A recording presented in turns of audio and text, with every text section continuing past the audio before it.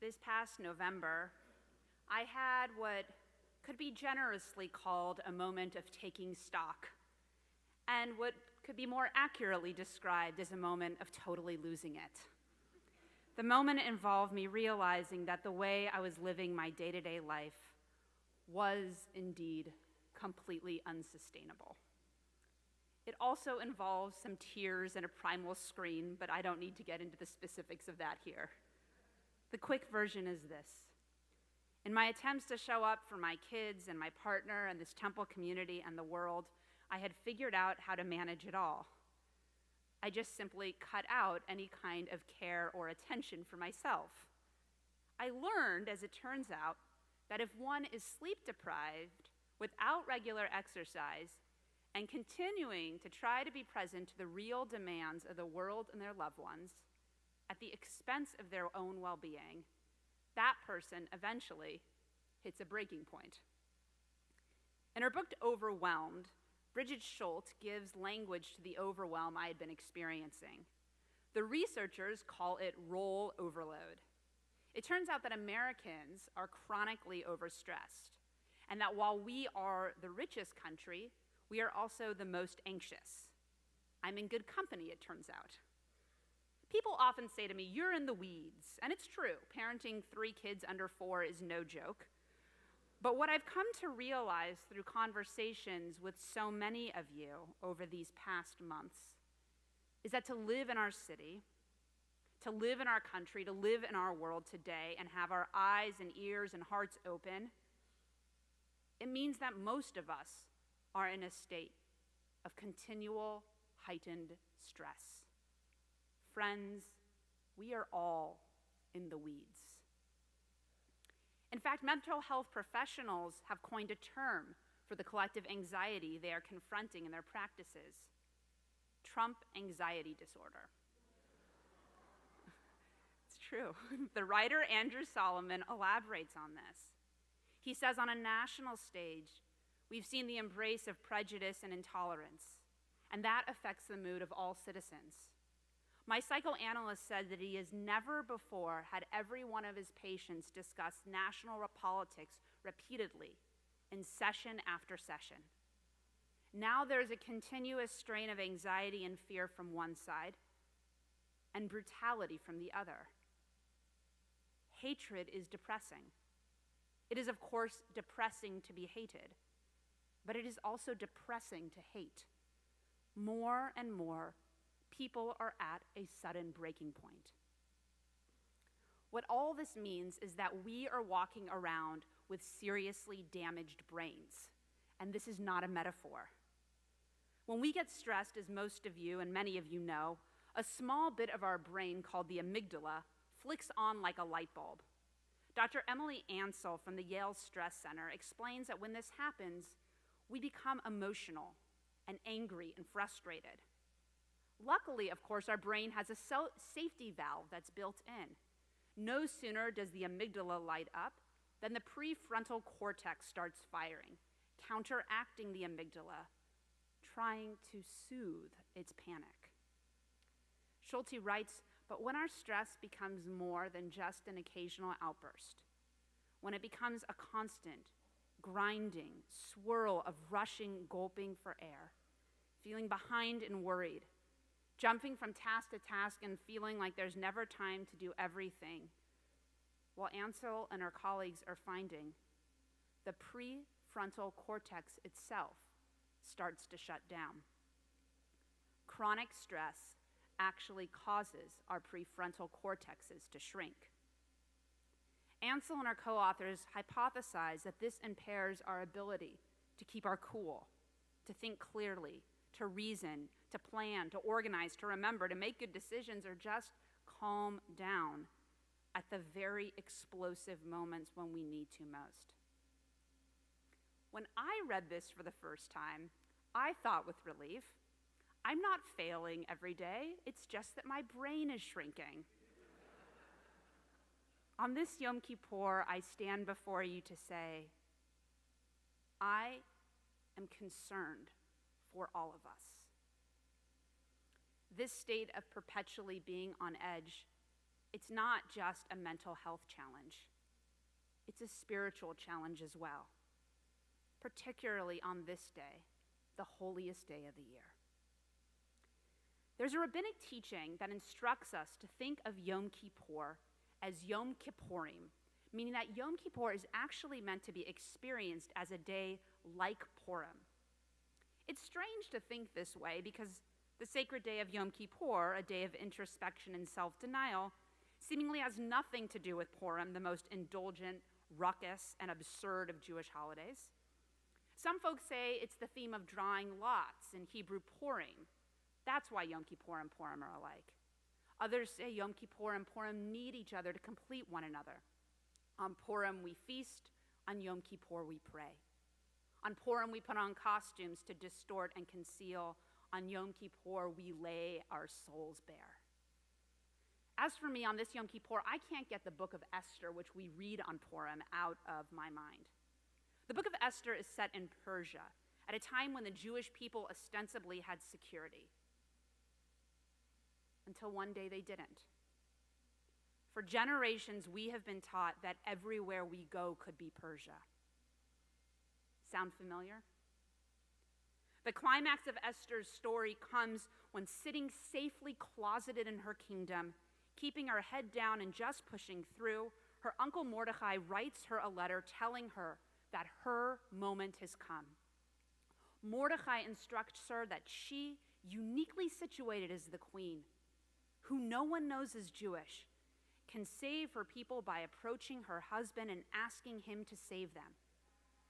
Esther replies to Mordecai's invitation for her to take action by sending him a message that basically reads, "Thanks for your input. I'm good here." I love Esther for this response. I love her for it because I think we have all been there at one time or another. Maybe we even find ourselves living it right now. The moment where our world or our conscience or our loved ones or our work ask us to step up, and we just can't find the inner resolve to respond.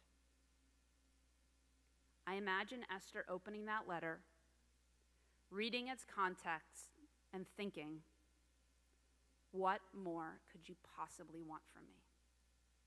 I am stuck in this house. I am doing everything I can to manage, to exist, to deal with this totally insane time we're living in. What more do you want from me? I am tapped out. I imagine her amygdala firing and her prefrontal cortex failing. I imagine her refolding the letter and lying down on her bed, closing her eyes and shutting out the world. I imagine her turning around and barking some order at someone, or pouring another glass of wine, or slipping into mindless distraction, or striking up a meaningless conversation with whomever just happens to be around. I imagine her doing anything and everything in her power to not engage with the call to self that letter represented. Mordecai's reply comes swiftly. Who knows? Perhaps you have been put into this situation for just such a moment. Perhaps indeed. Esther is my kind of hero because she finds herself feeling weak and scared and alone, and she decides to act anyway. Okay, she says, I will save our people. I think Yom Kippur is like Purim because on Yom Kippur we realize that the situation we are in and the moment we are called to is right now. Purim says there are maybe one, maybe two big moments in our lives that we have to step up to, moments that define us, Esther moments. Yom Kippur says every moment has the potential to be that moment.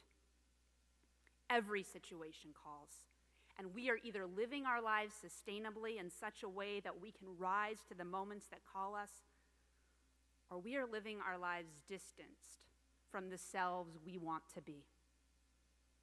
Today, this holy day of Yom Kippur echoes Esther's call to action, asking each one of us directly, so what are you going to do to step up, to return, to heal the brokenness in yourself, in your actions, in your relationships, and in our world?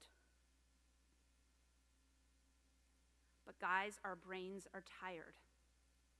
They've shrunk. Our amygdalas have filtering the cries to act and respond and to resist every day. Our prefrontal cortexes are failing, and we're exhausted.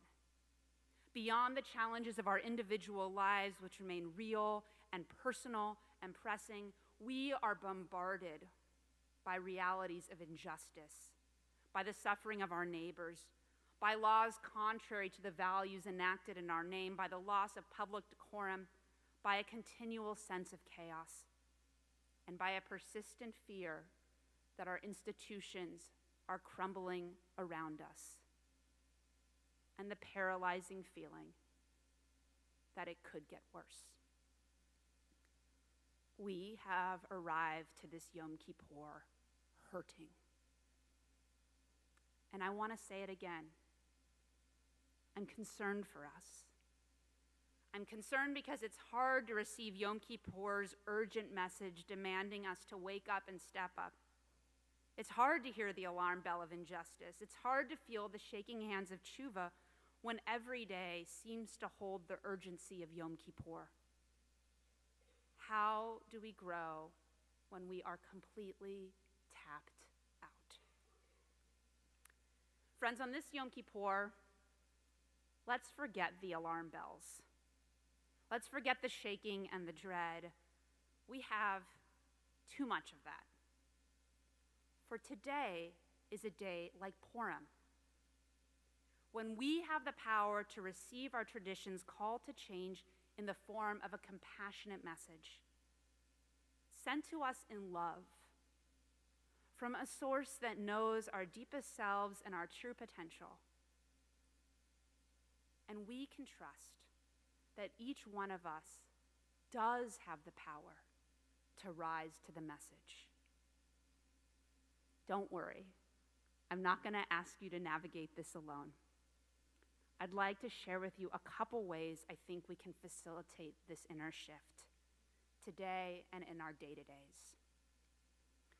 First, we can be gentle. I'd like to ask you, if you will, to please close your eyes and take a deep breath.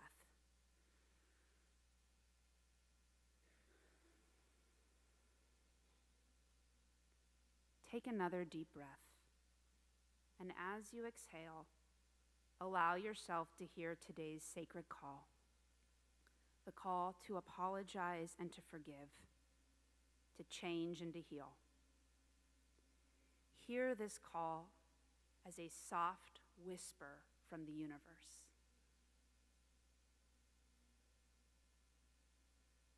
Breathe deeply again.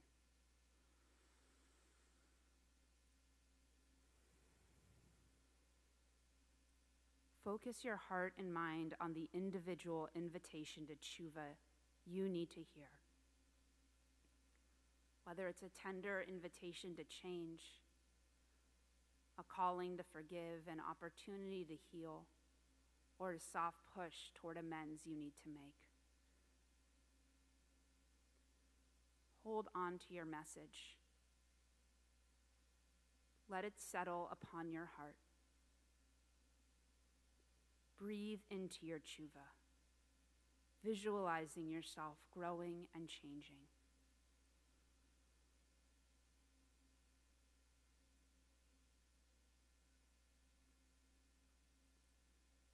And now imagine you are a peacefully sleeping child, being gently roused awake by a loving presence.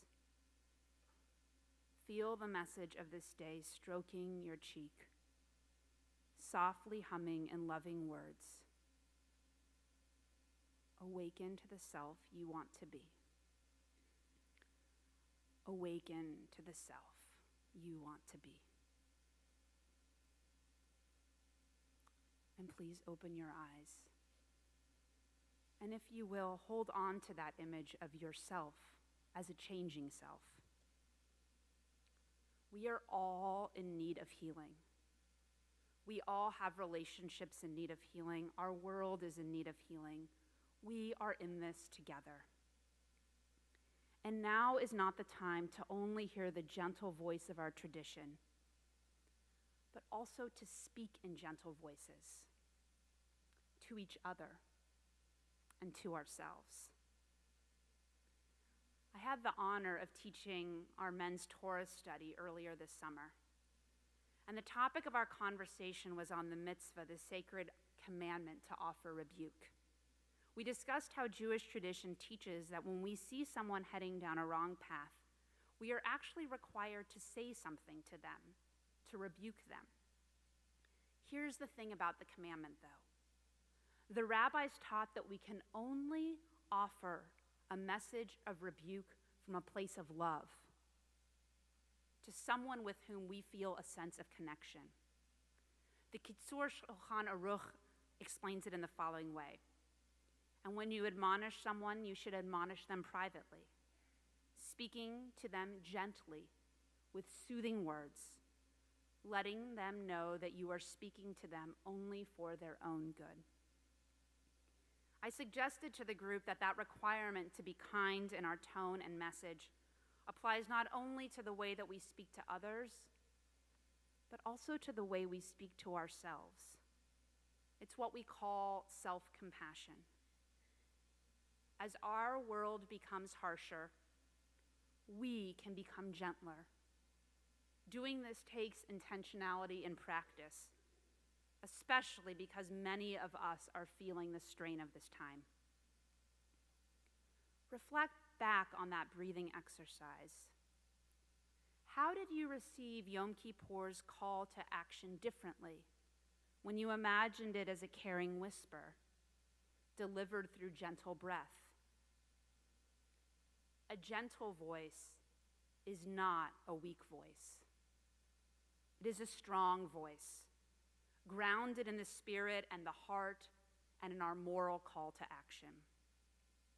Right now and always, being gentle is a spiritual, emotional, and justice-oriented act. Also, we can live interconnected lives. This past spring, I had the honor and total joy of visiting one of our partner congregations, which is located in Pico Union. When I pulled up to the building in my car a bit early, I had one of those rare Los Angeles moments. I was staring into an almost empty parking lot. There were a sea of spots from which to choose from. And my mind immediately jumped to where it is conditioned to go. What am I missing here, and how soon will I be towed? I got out of my car, still scanning the horizon for the parking signs, when I came across someone I assumed was going to the same place I was. "Hey," I said, "do you know if it's okay to park here?" The woman leveled her eyes at me, not unkindly, but matter of fact. As long as we know you're here, you're good. I guess parking on the street might not be safe. It took me a second to understand what had gone wrong. And then I got it. This woman read me not as a fellow savvy LA driver and parker, but as an outsider, scared to park in her neighborhood. This is an uncomfortable story. It was uncomfortable for me to live it, and it is uncomfortable for me to tell. And I think there's an incredibly important byproduct to living in the United States in 2018. We are being pushed past our comfort zones. We as a country are talking publicly more about race and gender and poverty and privilege and immigration status and access to resources than we ever have. It is good to name this as a time for growing. It is good to see this as a time for tremendous change. We are being collectively called to expand each other's perspectives through meaningful, gentle, and productive conversation. We each have the power to see this as a time for vastness in speech and in action. Out of the ashes rises the phoenix. It may feel like things are crumbling around us, but this crumbling is also a space of opportunity. We can be a part of a profound project of rebuilding. Esther was scared, but she answered the call. Annie Dillard writes, "How we spend our days is how we spend our life." None of us can afford the luxury of living from the sidelines. This national moment calls us to action, our tradition calls us to account, and our souls call us to connect. I remember once after I had faced a particularly challenging moment in my life, a teacher of mine who's a rabbi asked me if I wanted to have coffee.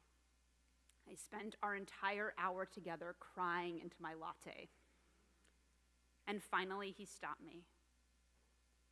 He looked into my eyes and he said, "You know, you probably don't want to hear this, but all of this is going to make you a better rabbi and a better person." I resented him for saying it, but I knew he was right. We would never ask for our personal or communal sorrows. We would never ask for our disappointments or our setbacks, but as they come and as we face them head on, we have the potential to become more than we were before them. We say to the source of all being, we are gentle, we are interconnected, we are growing. And so I pray, source and soul of the universe, Hashivenu, return us and nurture in us gentleness and connection. Turn our hearts to you and to one another and to ourselves. Soothe our weary psyches and give us the strength to repair our world. Give us the strength to repair our relationships and give us the strength to repair ourselves. Give us the courage to respond to this moment. Ken Yehi Ratzon. May this be God's will.